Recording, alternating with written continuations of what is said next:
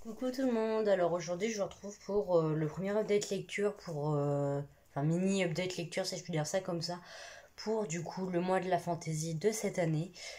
Avant toute chose, si jamais vous n'avez pas vu ma vidéo de lundi, je tiens encore une fois à m'excuser si vous entendez des espèces de voilà, des espèces de bruits de papier cadeau ou je sais pas trop quoi. En fait, c'est juste que mon lapin m'a fait 2 fois pipi sur le lit vendredi ou samedi, je sais plus trop. Du coup, pour éviter une troisième fois, bah, j'ai mis une couverture de survie en fait sur le lit, donc ça fait du bruit, je m'en excuse. Là, normalement, monsieur est en train de manger, donc il devrait pas trop venir m'emmerder comme la vidéo que vous avez vue lundi. Voilà, bon, c'était chiant, mais c'est ça d'avoir un animal, hein.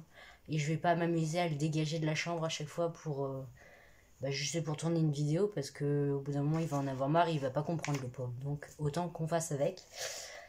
J'ai du coup pour le moment 6 livres à vous présenter du coup, donc on va commencer tout de suite. Je ferai un rappel du menu bah, pour mon bilan du coup à la fin du mois, donc qui sera en dehors du coup des updates lecture, ce sera plus simple pour moi. Donc du coup j'ai lu le tome 1 des Gardiens des Cités Perdues de Shannon Messenger, ouais c'est ça, voilà. Donc la couverture est juste sublime. J'ai adoré. Je comprends mieux pourquoi est-ce que ma mère me harcelait pendant pratiquement un an, d'ailleurs 1 an et demi, 2 ans, pour que je les lise. Je comprends, hein, clairement. C'est génial. Voilà, j'ai eu un énorme coup de cœur. Euh, donc, pour vous situer un peu, donc on va suivre Sophie, une jeune fille de 12 13 ans, il me semble. Enfin, je sais plus exactement. Je l'ai eu au début du mois, donc c'est un peu compliqué. Qui en fait sait depuis toujours qu'elle n'est pas comme les autres, c'est-à-dire que elle entend constamment en fait les pensées des gens sans même le vouloir, sans même arriver à bloquer quoi que ce soit. Et c'est très pénible pour elle. Un jour donc, elle va être en sortie au musée avec sa classe et et en fait, elle va littéralement décrocher en fait et va vouloir respirer un peu. Et elle va remarquer qu'un garçon la fixe en regardant un journal. Il faut savoir que une photo d'elle en fait a fait la une dans le journal local ou le journal tout court, je sais plus exactement. Enfin, je sais même pas d'ailleurs si c'est précisé ou pas.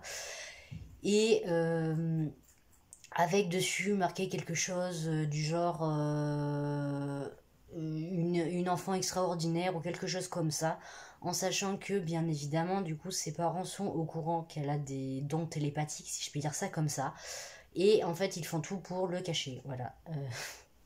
Forcément, hein, pour éviter qu'elle se fasse disséquer ou je ne sais trop quoi encore, ce qui est tout à fait normal, je pense que n'importe qui ferait la même chose pour son enfant. Euh, on ne sait comment donc ce journal a réussi quand même à être publié malgré les supplications, si je peux dire ça comme ça, des parents. Et en fait, bah, le garçon va commencer à venir. Enfin, non. Il y a du coup. Désolée, hein, du coup, ça fait un moment que je l'ai lu, donc forcément. Une bande, enfin toute une classe en fait d'enfants en très bas âge en fait va arriver et en plus du coup de leur vacarme de leur vacarme qui font en parlant etc. Évidemment leurs pensées vont avec et donc Sophie va avoir un énorme mal de crâne et en fait elle va se rendre compte que le garçon aussi, voilà. Donc ils vont commencer à lui parler, il va commencer à lui dire qu'il la cherche depuis très longtemps et tout le bazar, que c'est même très étrange qu'elle ait les yeux... Je crois qu'elle a les yeux marrons ou verts, je sais plus exactement. Hum, Oui, du coup, donc ce garçon va lui dire qu'elle n'est pas humaine, qu'elle est une elfe, et qu'en fait, bah, ça fait 12 ans qu'il la cherche. Voilà, donc oui, il me semble qu'elle va sur ses 13 ans du coup. Et en fait, ça fait 12 ans que lui et son père la cherchent, en fait, absolument. Évidemment, il refuse de lui expliquer pourquoi, et puis de toute façon, elle y croit pas, donc elle se barre. Il faut savoir aussi que là où Sophie habite, donc dans notre monde, hein, du coup, Il y a des incendies extrêmement étranges dans le sens où bah déjà ça sent le sucre, il me semble, enfin la barbe à papa, les choses comme ça. Il y a une espèce de pluie de cendres du coup qui va avec, hein, qui tombe pardon, continuellement sur la ville. Et en fait, bah, dans sa fuite, elle va aller en plein milieu des incendies, enfin là où vraiment il y a le plus de cendres et tout le bazar. Et bah, du coup, le garçon va lui courir après, évidemment, pour essayer de la rattraper. Ils vont manquer de se faire renverser par une voiture et, comme par magie, elle va réussir à, entre guillemets, porter par télékinésie. Je crois que c'est de la télékinésie. Un lampadaire, en fait, qui fait plus de 10 fois son poids, du coup, hein, forcément. Et voilà, et du coup, bah, ce garçon, je sais plus comment il s'appelle, moi. Oh, aïe, aïe, je suis nulle. Je suis nulle avec les prénoms, hein, vous le savez, au bout d'un moment. Hum, hum.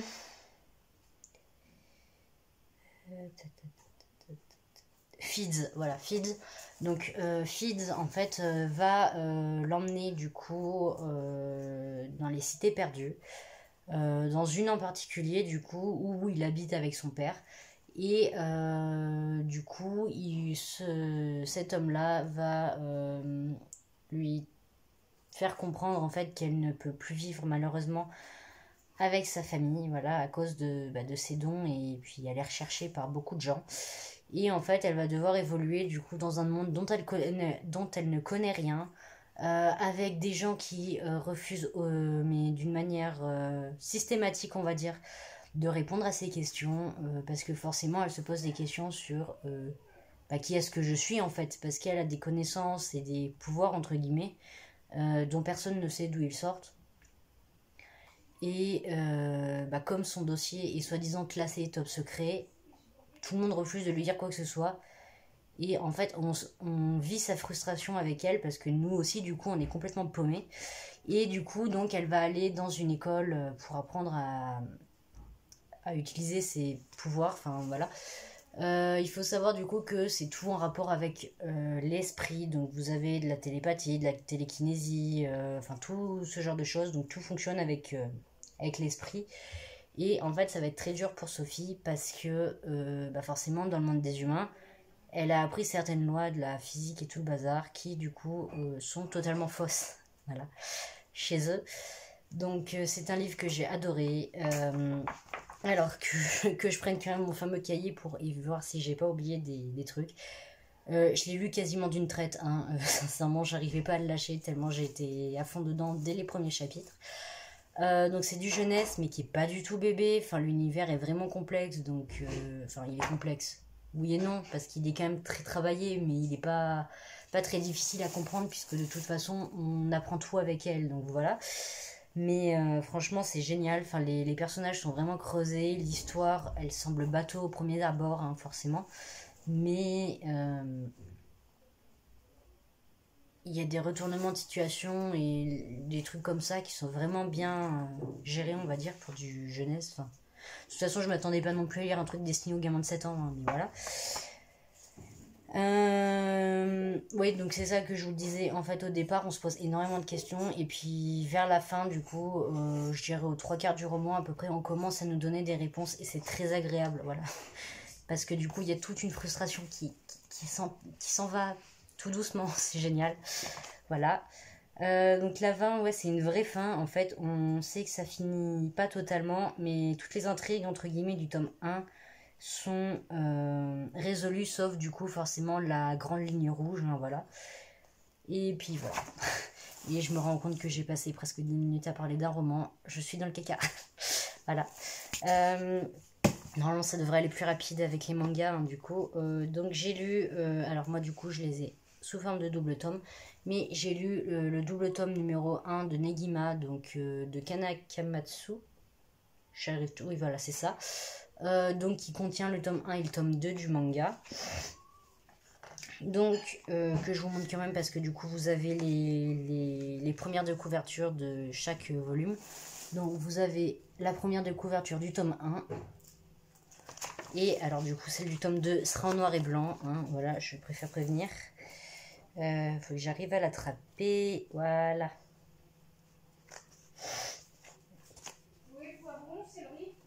Attends. Hop. Et la couverture du tome 2 du coup. Donc dans Negima, donc, on suit Negi, un jeune apprenti magicien qui a 10 ans. Il est aspirant au titre de magister. Et en fait, pour valider son diplôme, on va l'envoyer dans une école japonaise où il va devoir enseigner en fait à des jeunes filles du coup japonaises en tant que prof d'anglais.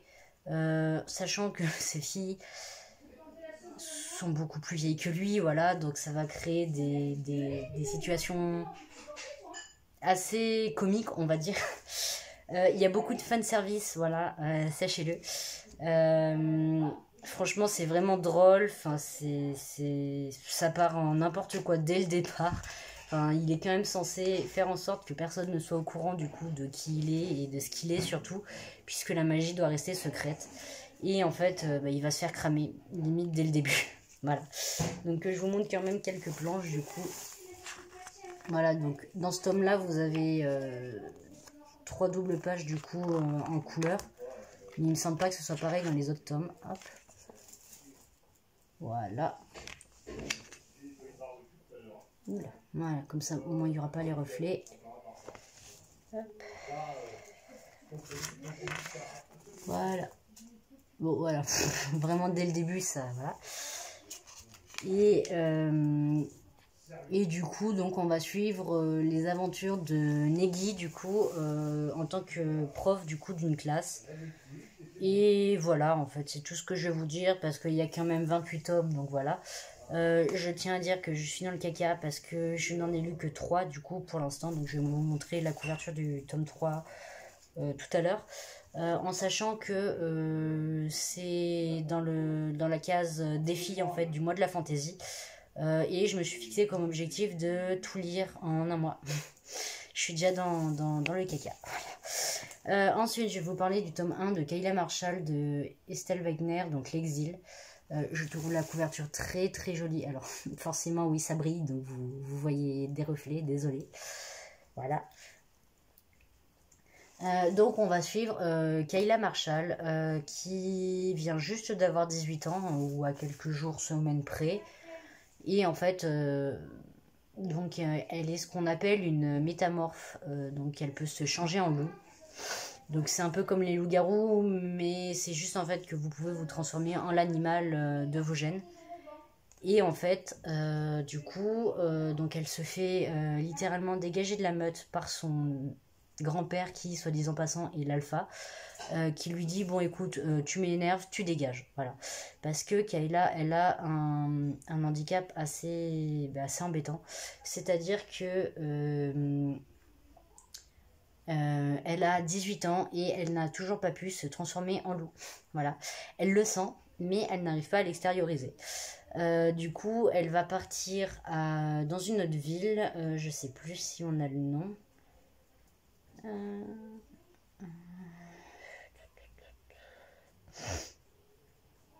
Non.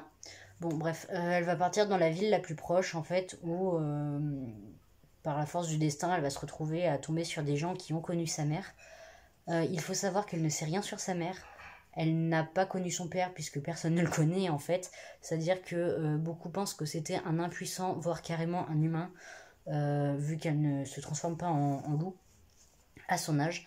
Et en fait, cette famille, la famille d'Alpha, du coup, de cette ville, qui, du coup, ont connu sa mère, vont, entre guillemets, la prendre sous son aile et ils vont lui apporter des éléments de réponse sur le passé de sa mère. Donc, elle va rencontrer Yann, qui est leur fils unique, qui, en fait, du coup, c'est littéralement un fils à papa. Enfin, il va jouer de son rôle de fils de l'alpha de manière très très forte. Voilà, enfin, il est très arrogant et tout le bazar. Ce qui va pas trop passer avec Kayla, du coup, qui a été élevée dans l'optique de devenir une alpha, elle aussi, puisque son grand-père en est un. Donc, c'est aussi une meute de loups, du coup, et elle va rencontrer également Max, qui est, lui, un métamorphe renard, voilà, dans une meute de loups. Allez savoir comment, voilà. Évidemment, c'est expliqué dedans, mais je vous laisserai le lire pour en savoir plus. Et du coup, donc ils vont quand même la faire travailler pour l'utiliser un peu, pour qu'elle laisse traîner ses oreilles, pour un peu servir à la meute, quoi, du coup. Et elle va bosser dans un bar, du coup, où elle va rencontrer Julie, qui va devenir, entre guillemets, sa meilleure amie, et qui va tout faire pour qu'elle s'intègre correctement à la ville. Enfin, oui, à la ville, du coup. Donc pour moi à part, du coup c'était une relecture étant donné que quand je l'avais lu je n'avais ni le tome 2 ni le tome 3, donc c'est une trilogie. J'ai toujours autant aimé, voilà, concrètement, qu'on soit d'accord. Donc j'ai beaucoup aimé le développement de Kayla en fait parce qu'elle passe de... Enfin elle sort de sa meute en fait sans rien connaître et elle découvre tout comme une enfant et c'est hilarant en fait par moments. Et c'est-à-dire qu'elle a 18 ans et elle n'a jamais bu d'alcool. Voilà, c'est génial. Euh, Après, c'est vrai qu'il y a un truc qui m'a un peu embêté, c'est qu'il y a. Enfin, vu qu'ils ont vraiment un côté animal, hein, du coup, en tant que métamorphe, tout est entre guillemets lié aux hormones au niveau de leurs émotions, réactions. Je sais pas comment expliquer. Et j'avoue que c'était un peu chiant, voilà. Dans le sens où elle, bah, dès qu'elle voit des muscles saillants, oh là là, son corps, il est tout échauffé, on va dire. Euh, les hommes, du coup, donc notamment Max et Yann, vont jouer de ça pour lui faire, se rapprocher un peu d'elle. Enfin, surtout Yann, Max, il le fait pas trop, il me semble. Mais elle le ressent quand même avec lui. Mais Yann va vraiment jouer de ça, en fait, pour, entre guillemets, l'exciter, si je peux dire ça comme ça. Mais c'est pas très charmant dit comme ça. Tout le temps s'amuser de ses réactions alors qu'en fait elle lui dit clairement en fait c'est une réaction juste liée à ses hormones.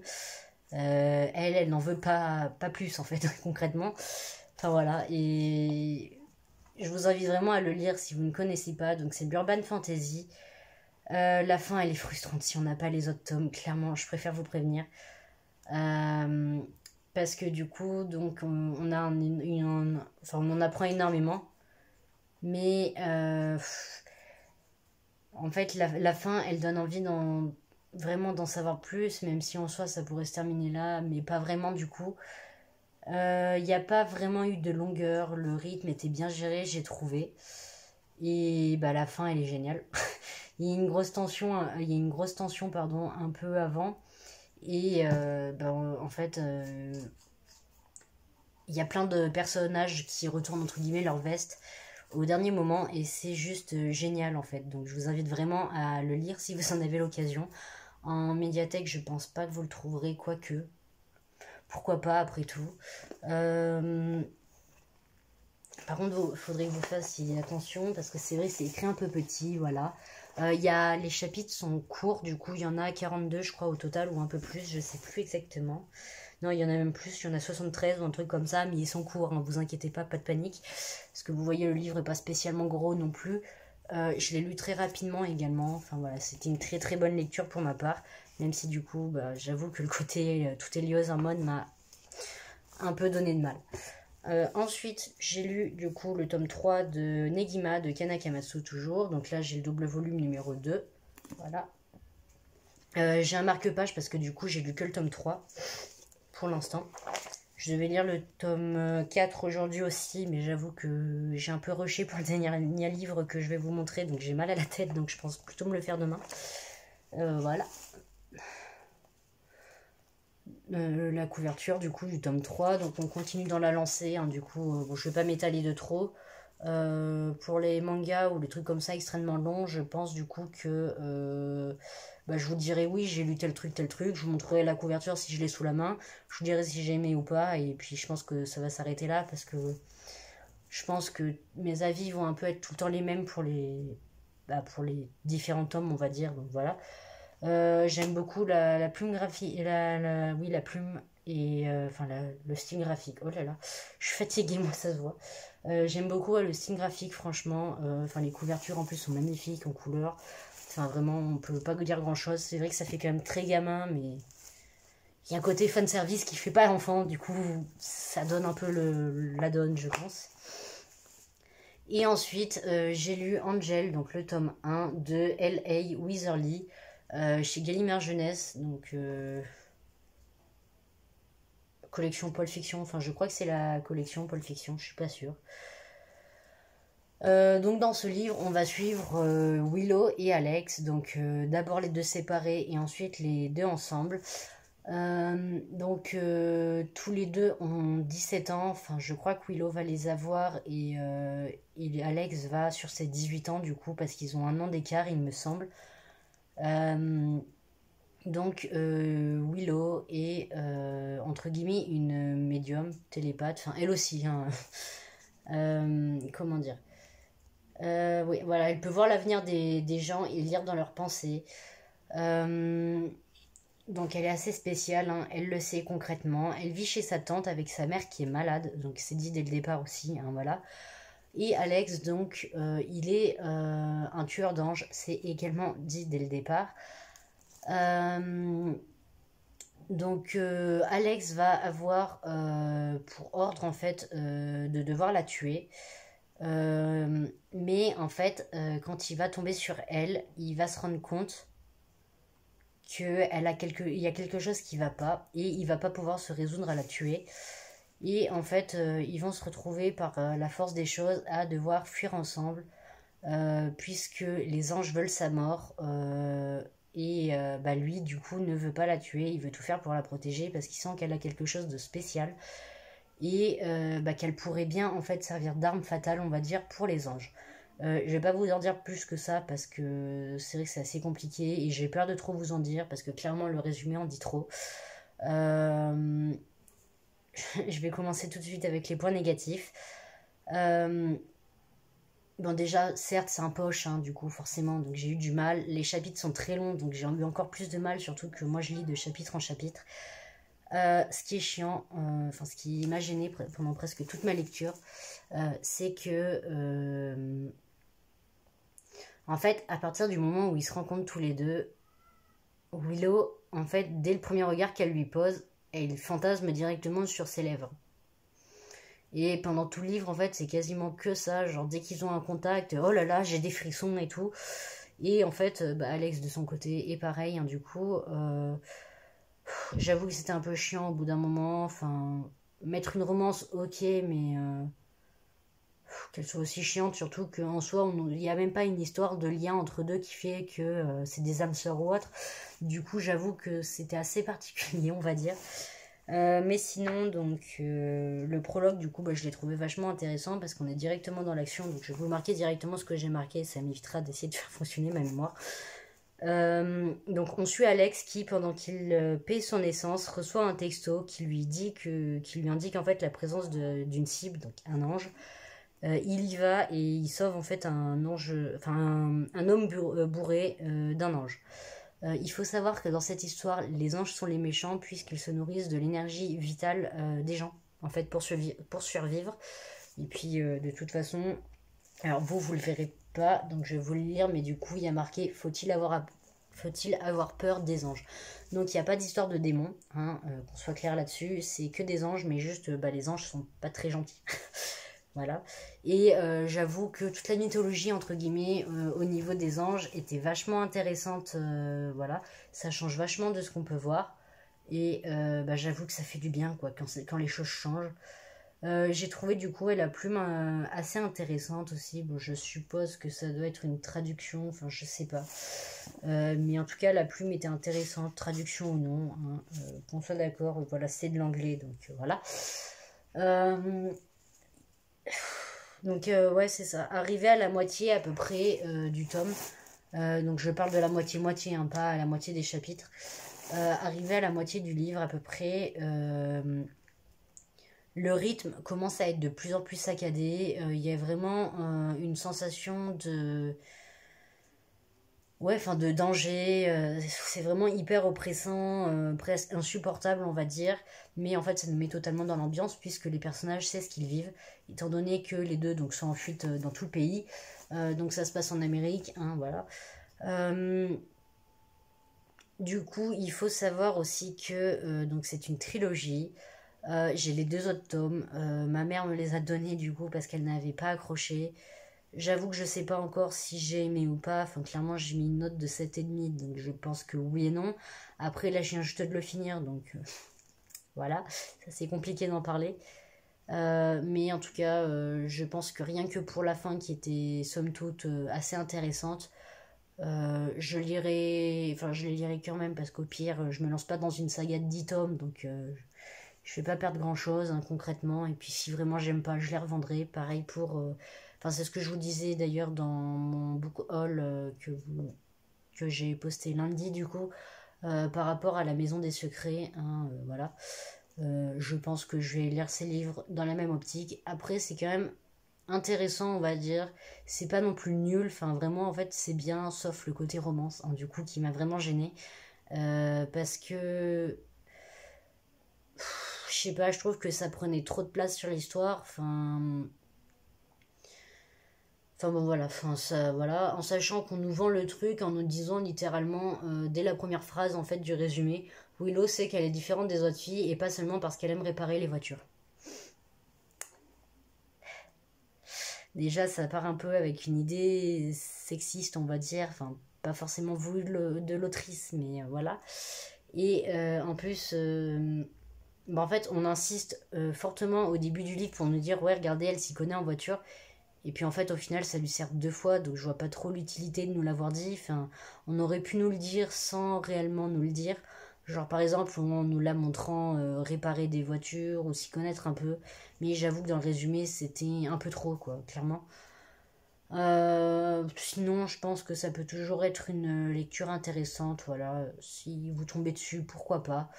Après, c'est vrai que j'ai connu mieux, mais c'est vrai que je lis jamais de livres en rapport avec les anges en général.